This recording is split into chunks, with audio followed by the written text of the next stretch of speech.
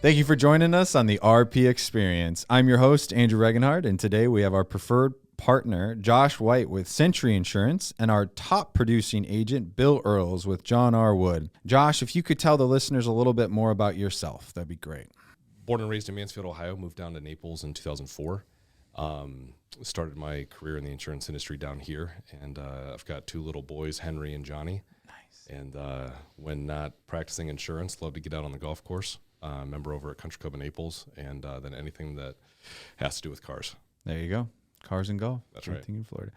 And you invited Bill Earls on the podcast today. Bill, most people in this town do know who you are, but can you tell the listeners a little bit about yourself?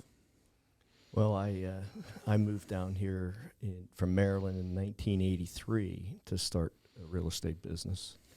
I worked for a management consulting firm out of Philadelphia, and had a couple little boys, 2 and 3 years old, and needed to quit traveling. And I was not afraid of working 10 or 12 hours a day, but I just wanted to stay in the same town. Mm-hmm. My previous career, I was on the road 29 days a month, and that wasn't working out. So I started in 83 and been broker director at John R. Wood for the last 31 years. It's worked out pretty well for me. It's amazing. Yeah, not bad for a number one spot here year to date. We'll get into that in a little bit. Just touch the surface there. Josh, tell us a little bit about your industry and your business, success in the daily life of Josh White.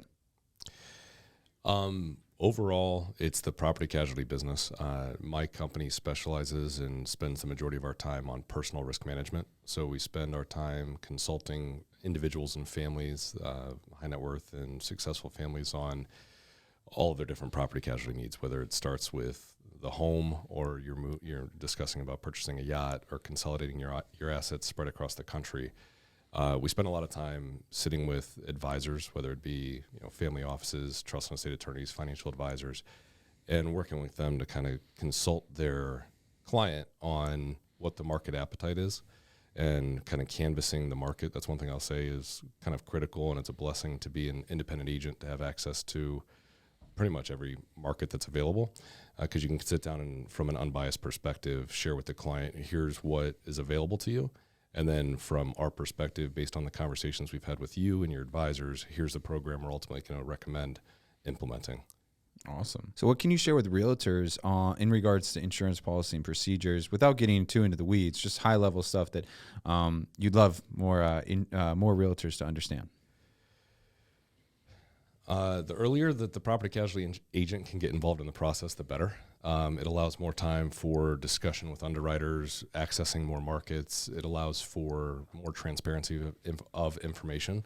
The market's definitely becoming a little bit more firm here in Florida, and it kind of changes all the time, right? We saw that back in 2011 and 12. It really started to harden. It loosened up over the years, and then now, since 17, with the wildfires in California, the hurricanes here in Florida, we're seeing the market harden up quite a bit again. But getting the agent involved earlier in the process helps, because it just, again, allows for more conversations to be had with underwriters. You get to tell the client's story, which usually really helps, right? Every client that's buying a home, their stories are usually a little different. How they're going to use the property. Is it a part of their portfolio? Is it going to be their primary residence? All of that helps find different markets that could be more appropriate. Mm-hmm, for sure. So what is the coolest or strangest item that you've ever had to insure? Without going into specifics, I would say that some sports contracts of some Hall of Fame athletes and their original contracts that they signed. Interesting. I would have never thought insurance on that. That's cool. Love that. All right, we're going to switch gears here. Bill, we're going to put you in the spotlight here. Can you just get everyone up to date on the success and your current kind of day-to-day operations within real estate? Well, I've been the lead broker at John R. Wood for 31 years, and I do about 10% of the firm's book, which usually involves 10, 12-hour days, 8 days a week. I have a tremendous team with me Larry Lappin, that I hired out of college 29 years ago. And I have my son working with me now as well, and a fabulous office manager. And between the four of us, we just love what we do. Mm-hmm. It's a people business. I think that's what makes it so much fun and so interesting. You know, you say, well, what can be fun about what I do? It's about the people. You know, it's everybody thinks about, you know, John R. Wood Properties, but it's not really about property so much. It's about people.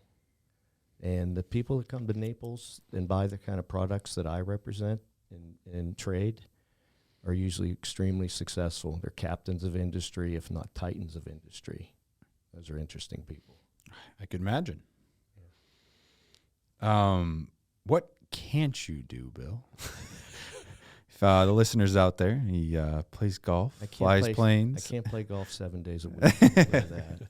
Flies planes and sells immaculate homes here in Naples. So obviously your reputation in town is pretty amazing. So kudos to you. So, I mean, how did you go, you know, you said 31 years. How did you get, you know, build your success from those 31 years? Well, How'd you get to it? It's 38 years here. And the way I built my success is I came from a career to where we were the first in the plant before any suits, and we were the last out. And we were, you know, we didn't leave the plant until the suits left. So we were used to coming in early and leaving late. And that's key for anybody to build a business. In the first 10 years here, it was the grind. And it paid off. You know, I always wanted to put the client first and not worry about the fees, let the fees follow. And that was a good long-term game plan. It worked, and I built my sphere of influence, and it just kept building. And I believed in this town. This town is a garden spot in this country. And people that are successful financially, well-educated, successful people, they migrate to these garden spots. And Naples isn't the only one. There's Scottsdale, there's Carmel, there's Aspen, Palm Beach. Naples is clearly one of the finest garden spots on the planet. And I enjoy living here too. Mm-hmm. I mean, I work hard, and it works here for me business-wise. At the same time, I've raised my kids here. My two boys are 40 and 41. And they've had such a fabulous time growing up in this town. And I just love living here. I belong to a couple beautiful golf courses here in town, Old Collier and Hideout. I live in a beautiful part of Naples, down in South Naples, and I get to live the dream too. Mm-hmm. That's what's exciting about what I do. I deal with great people. There's always a new surprise. There's always somebody calling that's in some business that's unusual, but they're so successful at it. They can make bread ties, but they make them by the miles. And it really makes it interesting. Why do you think it's a garden spot?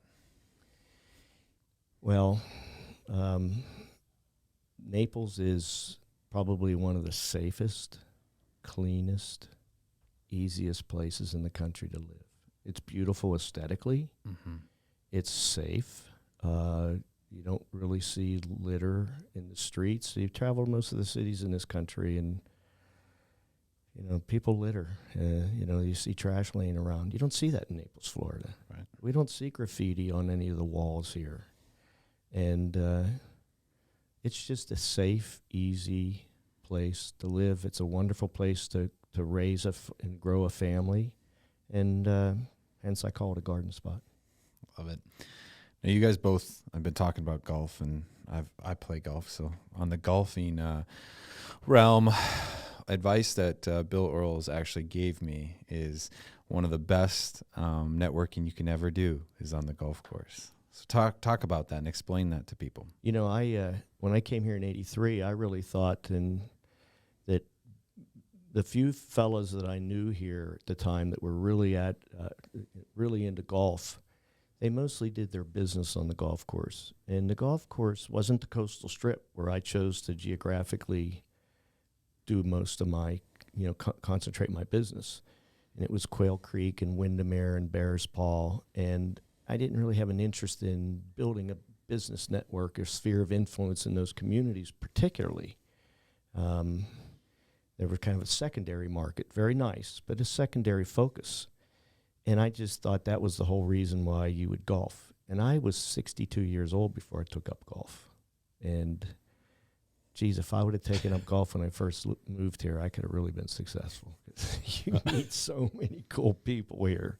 And the golf course is a place where you take a client who's a CEO or she's a president or CEO of a company, and you take them out on the golf course, and it's like you're all children again. You're in shorts. You're all exposed because I don't care how good you are. You shank a ball occasionally, and we're all worrying, struggling with our own game. And you spend 3 to 4.5 hours in a social environment that's very, very relaxing. It's a fantastic way to network.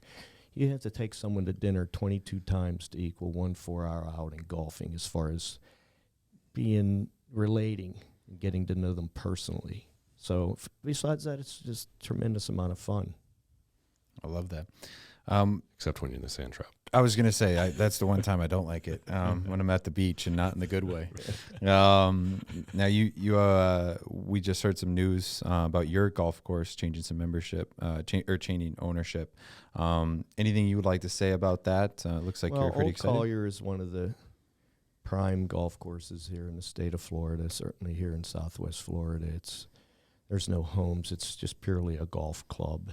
We don't have any, there's not tennis, and we don't have any ballroom dancing. It's a golf club. And there's 245 members. It's been owned by the Collier family. It's on almost 400 acres up here behind the Ferrari dealer across from the BMW dealer on 41. And it's just it's past Palom, the tee boxes, the fairways, the greens are all past Palom. Unsurpassed. The beauty of the golf club itself and the service is spectacular. It came to be that the Colliers decided that they wanted to sell their golf course, the Hamilton Harbor Yacht Club, which I'm also a member of, and nobody's 100% sure why, but they've been divesting of a lot of their personal properties. It's turned out that fellow David Hoffman here, that's real well known and respected in town, has purchased the club. So it's gone from one single entity to another single entity. We all believe Dave Hoffman's going to do a wonderful job for us. He's made a commitment in writing to keep it as a golf course for the generation to come. And I believe it's just going to continue to be one of the best golf courses in the area, if not the state, in southeastern United States. That's exciting stuff. I love it. We heard it. I was mentioning to you our one of our preferred partners, Aaron Barnes, down on 5th, Resolutions Title, got to facilitate that deal between the two families. And that was some really good advice that you told me about golfing. You probably over your career have been given some great advice. What do you think the single best advice you've been given within real estate has been, and by whom? Well, one of my mentors in golf, got that on my mind. It's on all of ours now. One of my mentors in my life, and we just lost him, was John Wood. He just passed away a couple of months ago. He was like a father figure to me. A wonderful man from Arkansas, kind of the good old boy. Had a lot of interesting sayings, and he taught me a lot about staying focused and always keeping the client, the customer, always first. Help people meet their objectives. They can see through it when you're thinking about fees. Forget the fees. Worry about helping your people meet their objectives. And if you do that and you have a long-range focus, you keep your eyes out on the horizon, it'll work, and it has worked well for me. And the firm has just been a good play-it-by-the-book firm, now run by his son, Phil. And, we're just client first. It's worked for the firm. It's worked for me. Awesome. Josh, what about you? I've got two that come to mind. And one of them, my dad used to share with me when I was little and, going through kind of middle school and high school. And you can find it in a really well-known book. And it's a good name is to be more desired than great riches, which kind of goes back to what Bill was saying, right? If, the world goes around in rotations. So, do the right thing for the people that you're serving. And that's all that matters. Money's, fees, and everything else comes with just you keeping and maintaining the same professionalism across the board. And kind of in parallel with that, the other one is just do what you say you're going to do. If you tell somebody and you set an expectation, meet that expectation, show up and do exactly what you tell them you're going to do. And I'll add another one to that too that I think is real important in many businesses, and that is know your product. You really have to study your marketplace, and you have to know the product very thoroughly. And when you're working with the CEOs and the very, very successful entrepreneurs, they see right through it when you don't know the product that you're trying to discuss. Mm-hmm. You can't BS them. Now, I'd love to put you on the spot.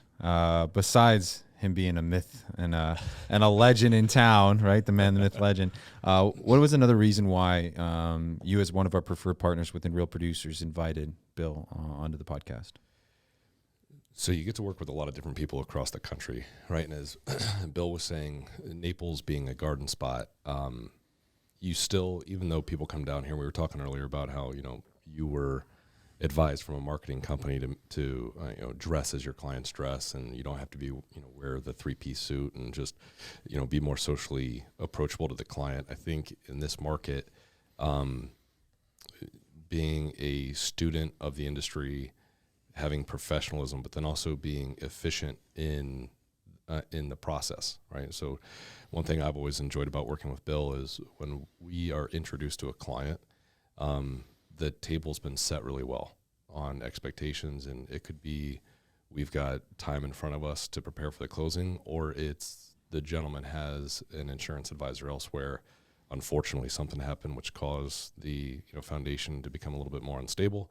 Can we step in and do something a little more quickly? And so just having the ability to have a good, polished working relationship to know, okay, this is what I'm going to need to accomplish what I need and to actually get this done, and having the table set really well to get that done. It's been a really positive working experience of getting these, in some instances, really complex properties to the closing table on time with a good product in place. That's a good segue into the, what are the, why am I here with Josh? Josh is, if I may digress and just say, he's like another one of my fabulous tools in my bag. And to be a successful realtor, I made a comment about knowing your product. Well, part of knowing your product is understanding the banking industry, financing, understand the nuances of financing real estate, the insurance industry, and the mood of the insurance industry, and having someone like Josh that I can bring a CEO or a successful entrepreneur to him, that he's going to be able to communicate with her and make her know that he's an expert. And that's the same thing goes with architects in town. I know who the best architects are. I have a good relationship with them. I know who the best builders are, and I have a good working relationship with them. Interior designers, landscape architects, the insurance industry. And whenever, I call that my bag of tools, and whenever I have a client and they're trying to piece together this new life here, I can help keep them out of the yellow pages and keep them with the best people. Right. That's why I'm here with Josh. I love it. How have you two been able to tackle the current market and the unique things that maybe the market or the world has been throwing at you, or even currently maybe the flood problems that they keep throwing at you? Get us up to speed on kind of some of those things that you're battling right now. There's not much of every situation is unique, like we were talking about earlier. And so sometimes you, how do I say this? You see a property that comes across and it's like, okay, we need to place insurance on this. And some of the information we might receive is very accurate. It's complete. But then the current owner might have done something in a FEMA zone or something that maybe was off the books. And it's, okay, how do we take care of this? And again, but it's about table setting and having the conversation with the client and expectations with the buyer of what, from our perspective, what's going to be covered, what adjustments we might need to make this kind of a holistic program, or where exclusions may lie. And it's about just transparent communication. So I can't think of an exact example right now, but those are typically what we see. And to Bill's point earlier, is if you transparently just communicate here's how we're going to get to the closing table. This is the product suite that's available for your new purchase. Here are maybe some limitations we're going to be met with because of the specifications of the property or built outs that were done in it, and just set the stage. And don't mislead them. Don't tell them, oh, we can absolutely do this. Oh, you're going to have full coverage. This is what you're going to, this is what we can accomplish for you, to only be met with an inspection or something that's going to take place 30, 60 days down the road, and come back and unravel everything that you put together. Right. Yeah, you had mentioned a great year. I love the listeners, and they're kind of curious where you're at this year so far. If you don't mind sharing, we are recording this on October 13th, so we are not we're not at the end of the year yet. But where are we at? As I look at my watch, I think we're up to, in my office, about $510 million in closed sales for this year. If people don't understand what that's $500 million in 1 year. And two years ago, I had the record in the state of Florida at 278. And then we had a very shortened year last year with about 215. It was really like a 7-month year. And then this year, in written deals, we're about 560, but we've actually closed about 510. That's unbelievable. Wow. We've been very, very busy. That's amazing. And I've been able to get quite a bit of travel and golf in at the same time. Work hard, play hard, right? That's exactly right. So where do you find time to sleep? Bill, I've been fortunate to talk to a lot of top producing agents in this area, but your name actually has been brought up in conversation when I asked them about goals and what they want to be and who they look up to, and your name has been brought up, not to boost your ego, but they obviously look up to you. So what kind of advice would you give either another fellow agent that's already achieving a lot to a new agent? Well, one of the things that I'd like to tell them is that realtors have this backwards, but you need to come in early and leave late. There's nothing magical about which company you're going to be with. We have a fabulous firm, John R. Wood, and it can work as it worked for me. It can work for anybody that's willing to work hard. It's a great platform, but it all has to come from you. You have to put in the time. You have to work hard at it. And especially building the business from scratch. Excuse me. And you have to know your product. You have to know all the ancillary businesses. You have to become what people look at as an expert. And that expert is, it means something. It means that you not only have to know the product, the inventory absorption rates, the what's sold when for how much and what the square footage is and what the nuances were, but you also have to understand all your ancillary businesses, the building trades, the insurance trades, the banking, the designers, whether it's interior designers, landscape designers, or architects. And that's kind of the advice I can give people. We've traditionally always thought, well, it's an inventory-driven business. You have to control good inventory because that's really who you are. Who I am is very, very much represented by the type of product that I represent. Mm-hmm. But how do you get there to take the kind of listings that I have? There's no shortcut. You just have to come in early and leave late. I love that. Do you want to piggyback about some advice that you give someone that is in the insurance realm? Kind of the same thing that Bill said earlier is, your network is going to be everything. And surrounding yourself with really thoughtful people and people that are going to have a similar mindset of business practice as you do. But from the insurance standpoint, it's just our industry can get really bogged down with service requests and more transactionally based interactions, right? It becomes less relationship focused and more just, I don't want to call it order taking, but almost, right? Mm-hmm. A product is purchased, a car, boat, plane, home, and my industry is guilty of just quick put insurance on that, get it in the system, get the client their evidence of insurance, and send them on their way. And all of our industries are busy, but just slowing down, taking the time, really understanding what the client's objectives are, their goals, but also their preferences and expectations at time of claim, what that looks like, and just spend more time to better really understand what's important to them. And you can put an insurance program together to achieve that. We're limited in what the insurance carriers are going to release to us as available product. But when you have access to the field of products, you can be a little bit more customizable in your approach, whether it's deductible selection or just advice on some clients may have a high appetite for self-insurance, others don't. So just listen to the clients and really try to put something in place for each and every one of them specifically, and not just kind of blanket a product out to them. I want to switch gears for a second and steal the podcast because I'm selfish and love aviation. So let's touch on that for a second, because listeners might know that I fly. My past career is aviation, taught people how to fly for a while. So that's one thing that we have in common.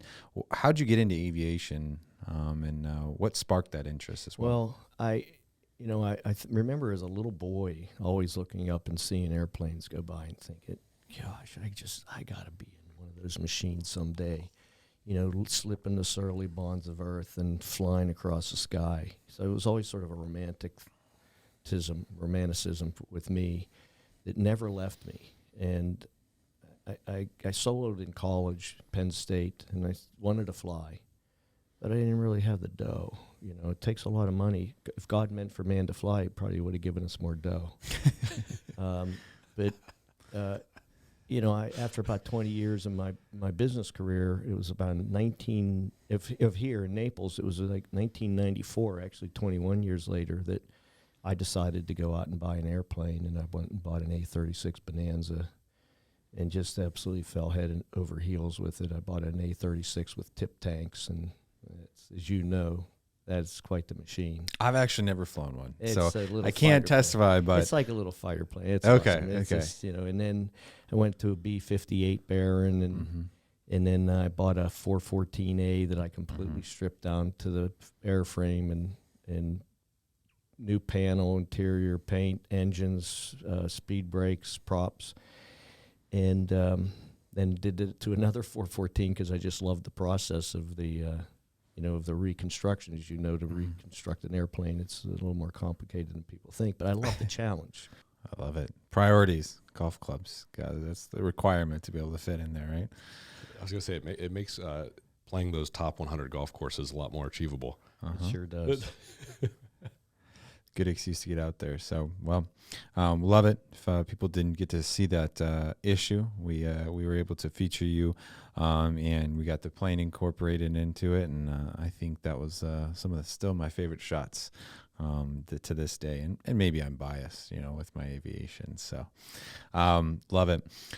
Well, we are wrapping up, unfortunately, on time. I would love to keep chatting with you guys, but it's been an absolute privilege to have you guys on here. So, unfortunately, we're gonna have to wrap it up here. We're running out of time, but we're gonna end the podcast with our famous speed round. So, you guys do not know the questions, and so we're gonna go going through those now. It's just a would you rather.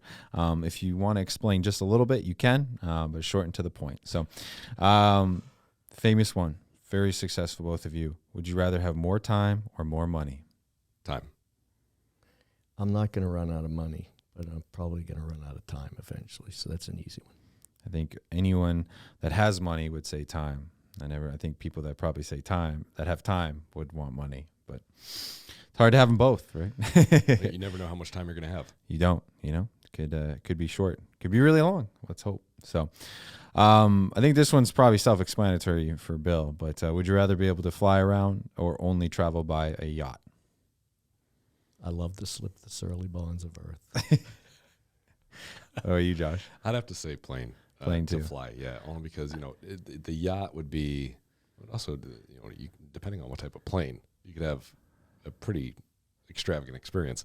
Well, I mean, They're I grew up both nice. boating and flying. I mean, I love flying. I would pick plane too, but like a boat is moving a castle, a house sometimes. You know what I mean? Like you get to take your house in different places. I mean, that's why up north everyone had cabins, but we had a boat up north because we could move the cabin around. We called it. I've often heard it said that to really have be a true power, you have to have an Air Force and a Navy. That's words to live Leave it by. at that. Would you rather have a personal chef or a personal trainer? Chef. It's definitely chef for me. My wife spends a couple of hours a day in the gym, so I leave that up to her. I love food too much. Oh, I'm I such a love food too foodie. much. I would definitely be that. All right. Would you rather be without internet for a week or without your phone for a week? Like, try to think of it like your phone not utilizing internet, like just communication. It has to be phone for me because that's what keeps me connected and makes my whole world work. Yeah, I'd say the same. Mm-hmm. All right. Last one. Would you rather read an awesome book or watch a good movie?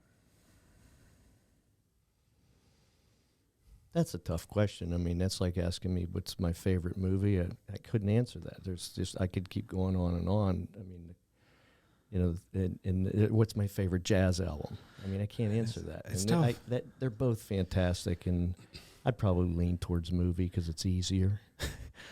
I was going to say movie only from a standpoint of you can spend time with other people with it and talk about it, discuss it. You can a book too, but a movie you can go out and Yeah, I watch movies with my wife, and I don't really read books with my wife. Right. You know, and what is it? A picture's worth 1,000 words? Yeah, good observation. Right. That's good observation about that. You do movies with somebody, your Right. friends or your wife, and A book you do by yourself. yeah. I love it. All right. Well, I've had such a great time having you both on the podcast. Thank you so much for joining. As always, we're here at VentureX and the podcast studio.